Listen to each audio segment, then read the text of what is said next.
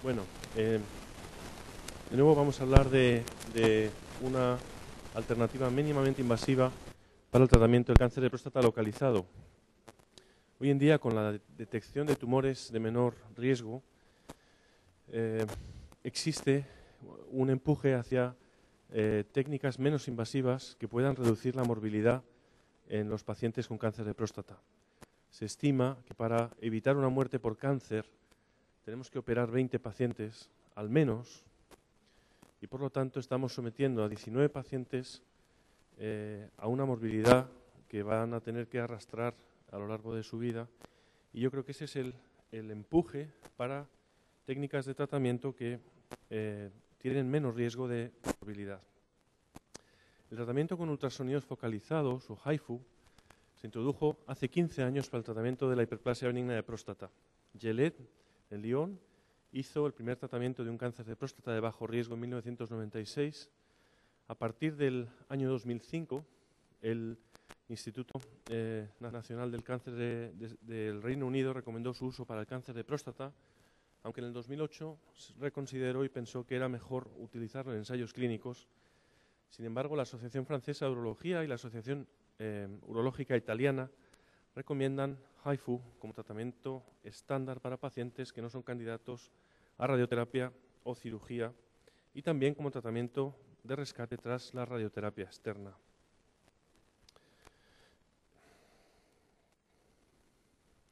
Entonces, ¿cómo funcionan los ultrasonidos? En realidad, los ultrasonidos son ondas sonoras que, cuando se focalizan en un punto, van a hacer una deposición de energía que va a producir una elevación de la temperatura rápida con una cavitación controlada, que va a dar lugar a una necrosis precisa e irreversible del tejido. Básicamente, yo lo entiendo esto como la lupa.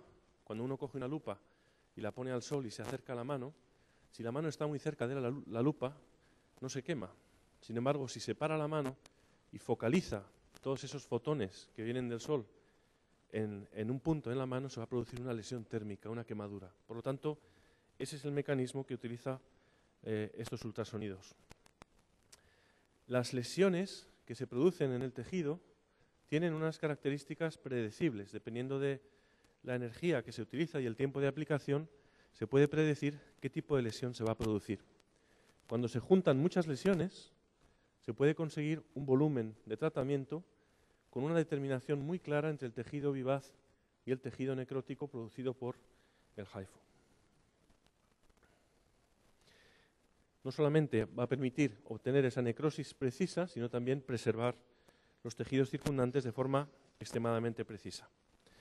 Dentro de los dos sistemas de tratamiento que existen, el sistema robotizado, fabricado en Francia, el sistema Ablatherm, consta de dos partes. Una camilla de tratamiento con un brazo robótico donde se inserta la sonda de ultrasonidos, que tiene un transductor para obtención de imagen ecográfica y un transductor de tratamiento que va a ser el que va a emitir esos ultrasonidos que se van a focalizar en la próstata. Es un aparato que está totalmente robotizado, lo que permite un tratamiento en unas condiciones controladas y reproducibles. La sonda se puede mover en diferentes direcciones, el cirujano se sienta en esta sonda y el paciente, tras hacer una dilatación anal, se le introduce esta sonda de diagnóstico y de tratamiento, o de imagen y de tratamiento, que va a permitir primero planificar el tratamiento y después ejecutarlo posteriormente. Estas son las referencias anatómicas. La próstata está muy cercana al recto. La sonda se rodea con un balón por el que circula agua refrigerada para evitar el calentamiento de la pared rectal. Se hace una obtención de imágenes de la próstata, un volumen ecográfico que queda registrado en el ordenador, y ese volumen ecográfico que ha quedado registrado en el ordenador nos va a permitir planear la cirugía. Se definen las lesiones que se quieren hacer en el tejido y poco a poco, secuencialmente, una lesión tras otra, se va produciendo esa necrosis por calor, por elevación de la temperatura por encima de 90 grados, y esas lesiones elementales se van a ir sumando unas a otras para conseguir el tratamiento de todo el volumen prostático. Es una tecnología que lleva muchos años de desarrollo, con 3 fases de 3 generaciones de máquinas de HIFU, y que sigue en desarrollo para conseguir hacer un tratamiento, si cabe, aún más conformacional.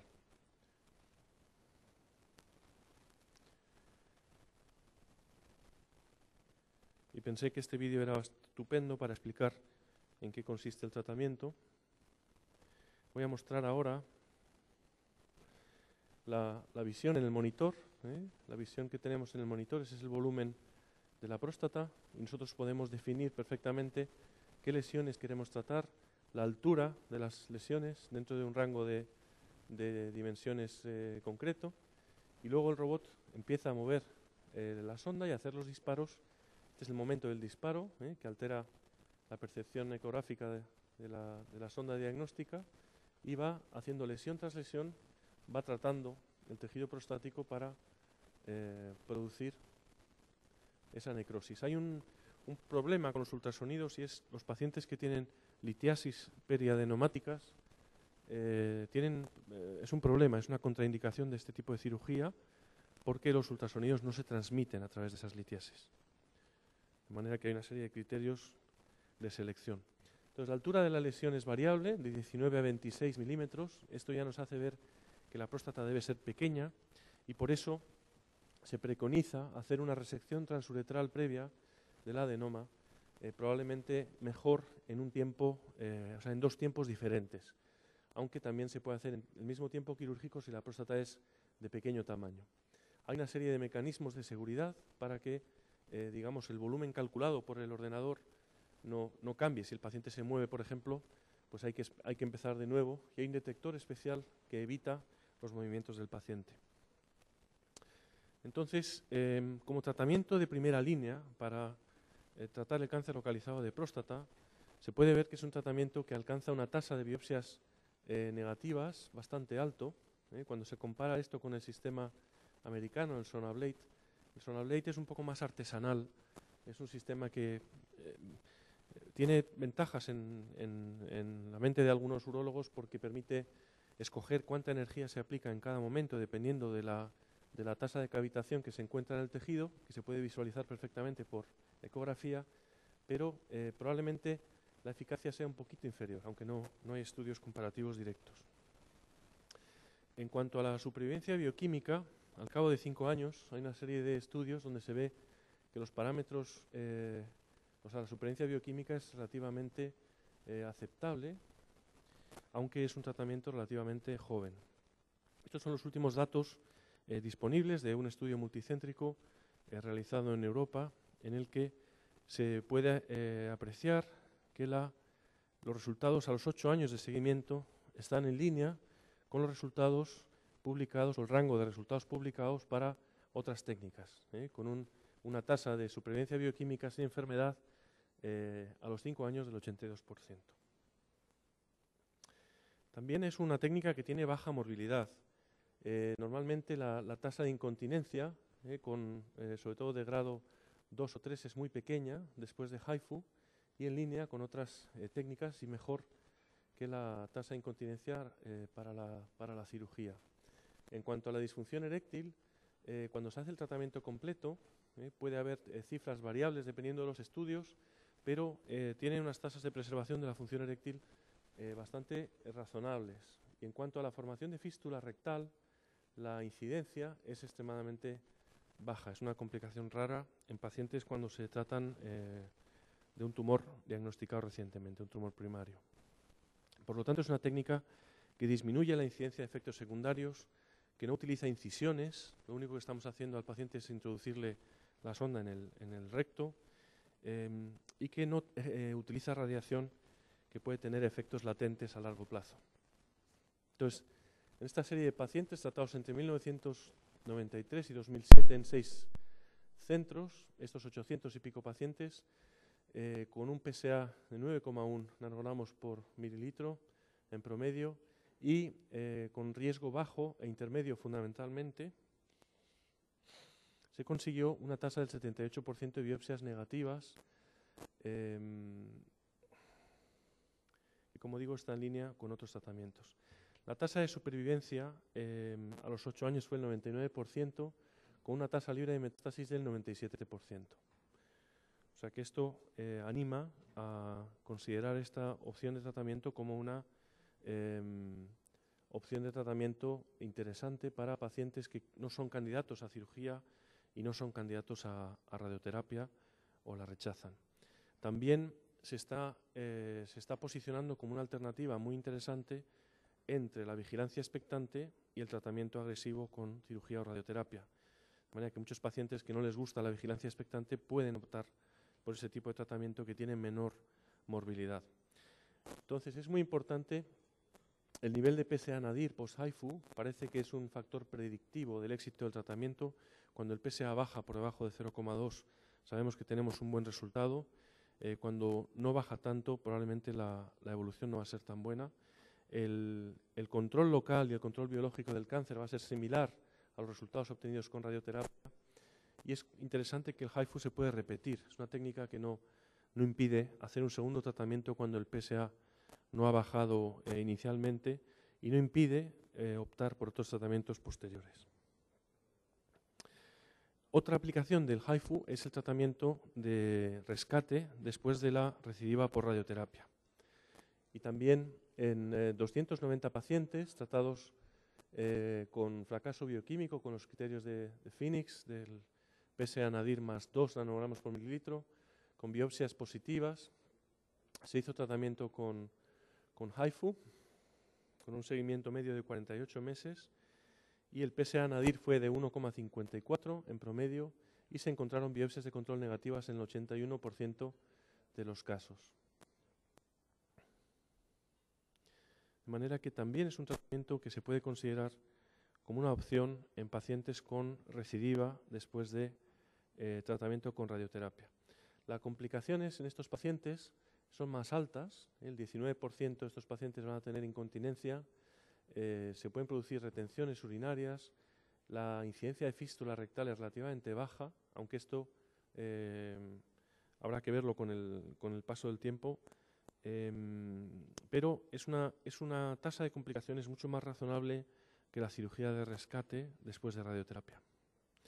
Los resultados son mejores cuando el PSA previo a HIFU es menor de 4 nanogramos por mililitro. Es decir, que cuando se presenta una recidiva bioquímica después de radioterapia, es importante indicar el tratamiento de rescate precozmente. Y, como digo, la tasa de complicaciones es razonable al considerar el beneficio terapéutico en estos pacientes. El tratamiento con HIFU, por lo tanto, es útil en el subgrupo de pacientes que no son buenos candidatos o no desean someterse a cirugía o radioterapia, ni buenos candidatos para la vigilancia expectante, y también constituye una nueva opción de rescate tras el fracaso de la radioterapia externa.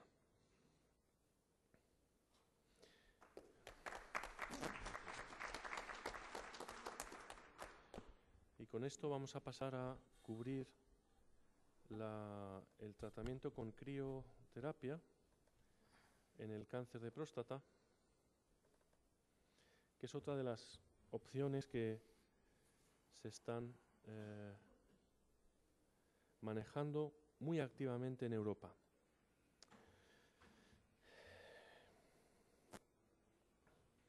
Bueno, la criocirugía es muy antigua, se empezó en el año 1960 con nitrógeno líquido. Se clavaban dos agujas, una aguja en cada lóbulo de la próstata, y se instilaba nitrógeno líquido que producía una congelación de la próstata, y los urólogos hacían un tacto rectal para controlar el crecimiento de la bola de hielo, que era una forma muy poco sensible para saber cuándo parar. También es verdad que cuando el nitrógeno líquido se dejaba de infundir por las agujas, la bola de hielo seguía creciendo, tenía una inercia de crecimiento que no se podía parar. Posteriormente se empezó a utilizar helio y argón para enfriar y calentar, de manera que teníamos la posibilidad de enfriar la próstata, congelarla para destruir el tumor, pero frenar mediante el calentamiento cuando alcanzáramos las temperaturas y los límites que queríamos aplicar. La Asociación Americana de Urología reconoció hace 10 años a la criocirugía como una opción terapéutica del cáncer de próstata y le retiró